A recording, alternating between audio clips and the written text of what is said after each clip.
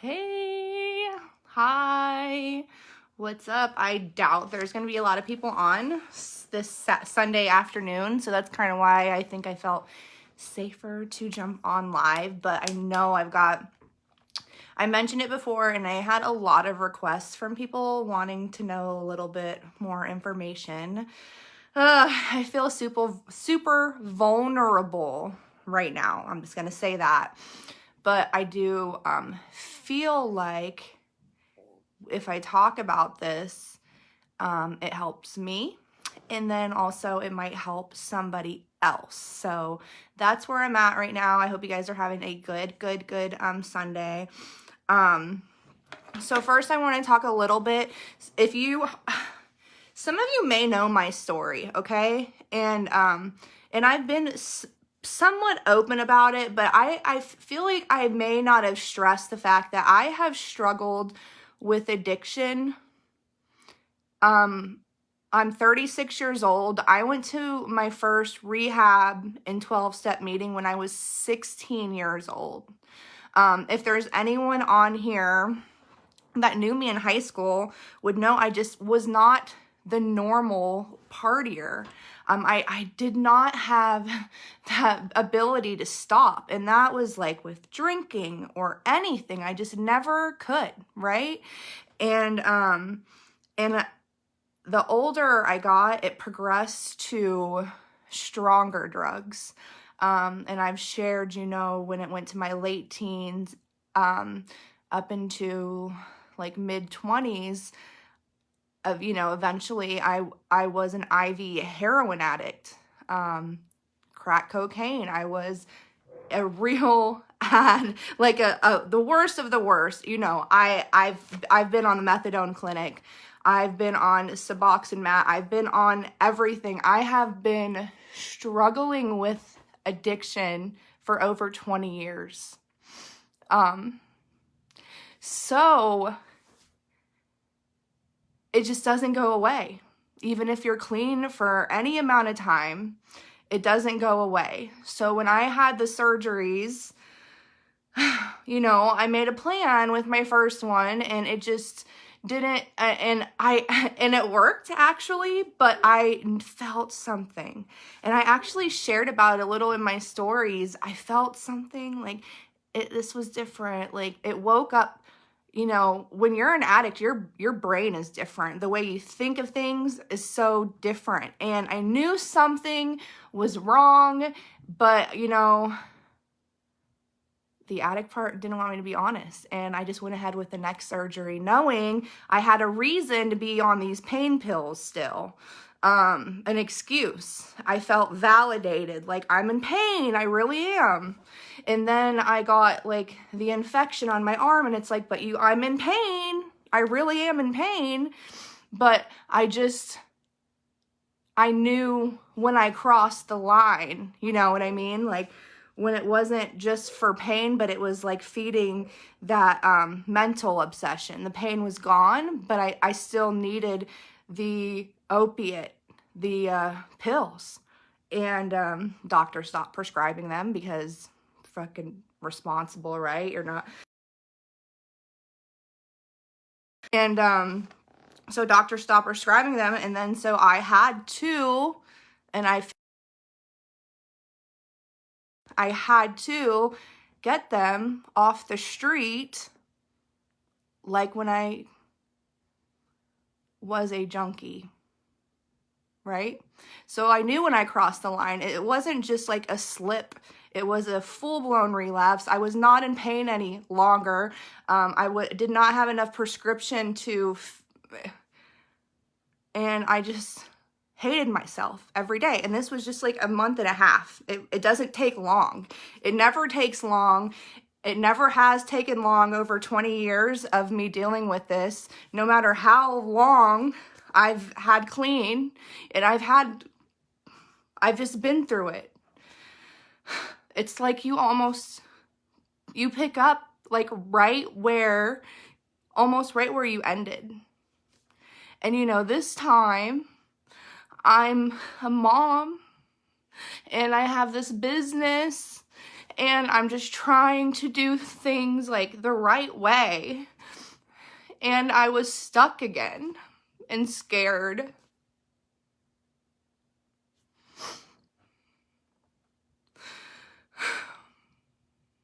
But I know where it ends, you know? So that was that. Like, I'm an addict, right? And I've never hidden that. I haven't hidden that, but that's just where it took me this time very, very quickly. So if you're not familiar with opiates, they are physically addictive, okay? It's not mentally addictive is really hard, but physically addictive, it's worse. So pain pills are pretty quick to go out of your system. So if you're not taking them regularly and you get a tolerance really quickly, you start to feel flu-like symptoms, vomiting, diarrhea, sweats, hot chills, cold chills. Your mind's not right. You're literally the only thing you can think of is how you are going to make yourself feel better. You've convinced yourself that you are going to die because it's physical, actual physical dependence too, on top of the mental dependence. And that's why a lot of opiate addicts specifically struggle to get clean, because we're afraid of the withdrawal. You feel like you're gonna die. Now, can opiate withdrawal kill you? Very rarely, unless you have like pre-health, but it feels like you're gonna freaking die. I'm not kidding that, you guys. Like, I've detoxed cold turkey on the floor of the county jail. You feel like you're gonna die, 100%. Also trying to be like, I know I did not want to go on Suboxone. I've been on it before. I was on it for like 20 months. I did not want to go on methadone again. I wanted to be totally free of any substance. I don't like, and this could just be me, I don't like something else having control over me. Once I've had that freedom, so I don't judge anyone if you are on like anything like maintenance program. I still believe that you are in recovery and that's your process, but I just did not want that for me. And so I had to figure out what my options could be. Did not want to like I couldn't actually. It's not like I didn't want to. I tried every day. Xanax is not an opiate. Xanax is a benzo, and that is also highly addictive. The withdrawal of Xanax can kill you. So just say that if you are on Xanax, don't stop it without talking to your doctor. Seriously. So anyways, so in this month, when I notice I'm on these pills and I'm trying to come off, like I'm trying to make myself wean myself. I literally couldn't because I'm an addict, trying to be like productive mother and run this business. And it was fucking impossible. So impossible. So that's when I was just like, I needed to figure out like what to do. So this is when this when I'm talking about advanced rapid detox, it's in Detroit. So that's like about a 3.5 hour drive from here. So that was kind of ideal. It was in a hospital. And it's something that I wish insurances would cover, because I feel like it could be very life-saving to a lot of addicts, opiate addicts, because what happens is like, so the first day you check in, you're in a hospital the whole time, they check labs, blah, blah, blah, and then Tuesday, that morning you go under sedative, and an anesthesiologist removes the opiates from your body while you're sleeping. Does this mean it's a pain-free process? No, 100% not pain-free, but you do go under the most severe of the withdrawal while you're sleeping. Woke up Wednesday still feeling sick as like bad, right? But not as bad. Here I'm day 6. So this is me day 6 after advanced rapid detox. If I was day 6 without it, I wouldn't even be able to talk to you guys. I would still be sweating and sick right now. So what this did was I was able to go under the real hard withdrawal symptoms of opiates while I was sleeping. now. I still have post-acute withdrawal. Anyone that is coming off of any type of opiate, it will take a long time to get your body back to normal. And so what I'm experiencing right now is like my body hurts, taking a lot of baths, just, you know, I'm tired. And this is just physical.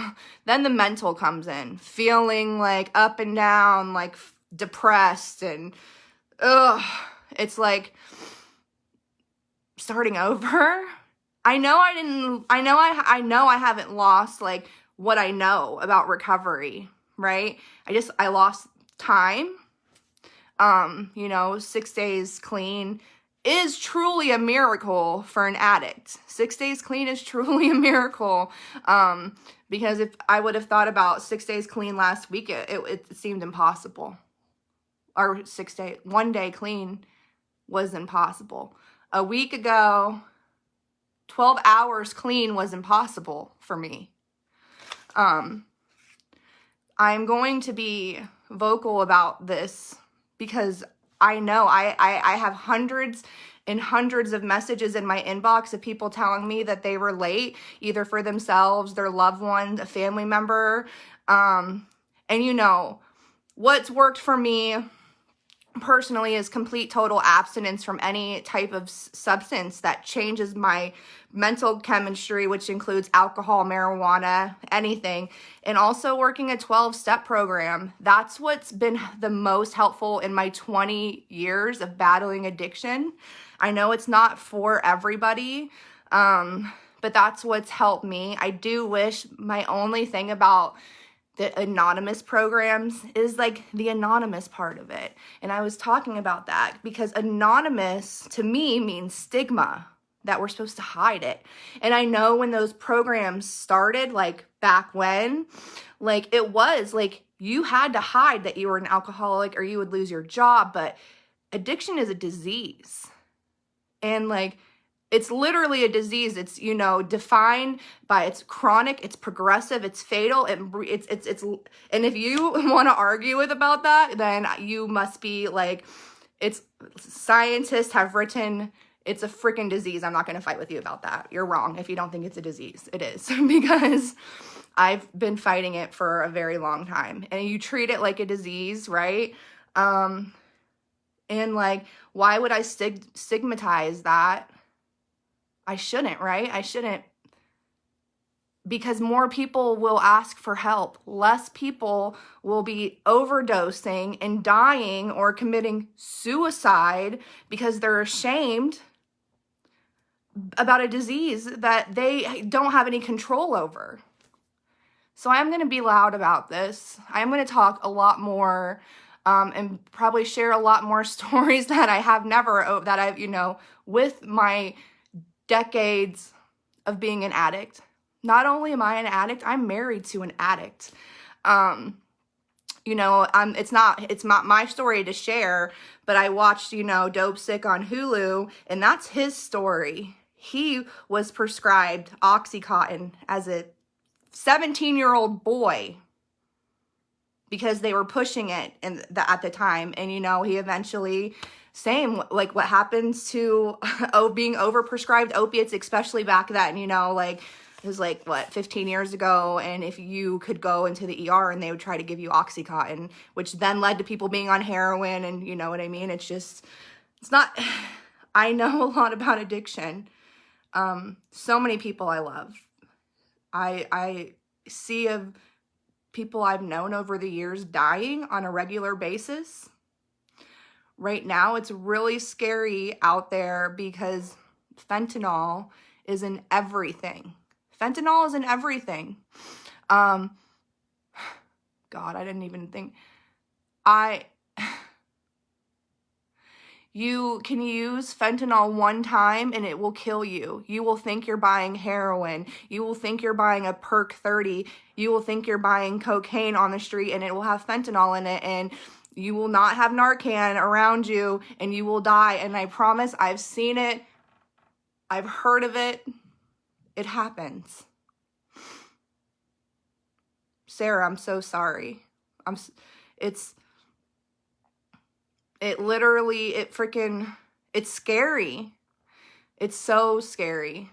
So, I just wanted to jump on and kind of just tell you a little bit of what I'm actually going through, and just focusing on myself again and just starting over without beating myself up, and then just being honest with people. I love, share your stories, share them here, post them on my post. Like, people, I'm telling you guys, like, everyone has someone that this affects. Everyone. I know it, because my inbox, I can't even answer messages quick enough. People just sharing, they don't even know what to do. They don't know what's an option, Yes, we have Narcan in our house. Well, thank God, because I was using, right? But like, Narcan is free. You literally, and these aren't, I'm not a bad person. I was not a bad person trying to be a good person. I'm a sick person trying to be a well person. We are people's moms, sisters, friends. We aren't people just to be thrown away.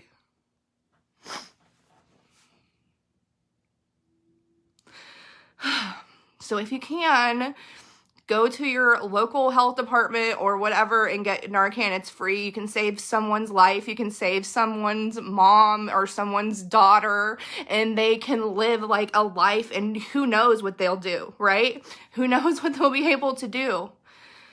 It's just really real. It's just the addiction, and it affects so many people. They don't even have to use. I had people talk to me about their parents, and it is literally a family disease. It affects everybody.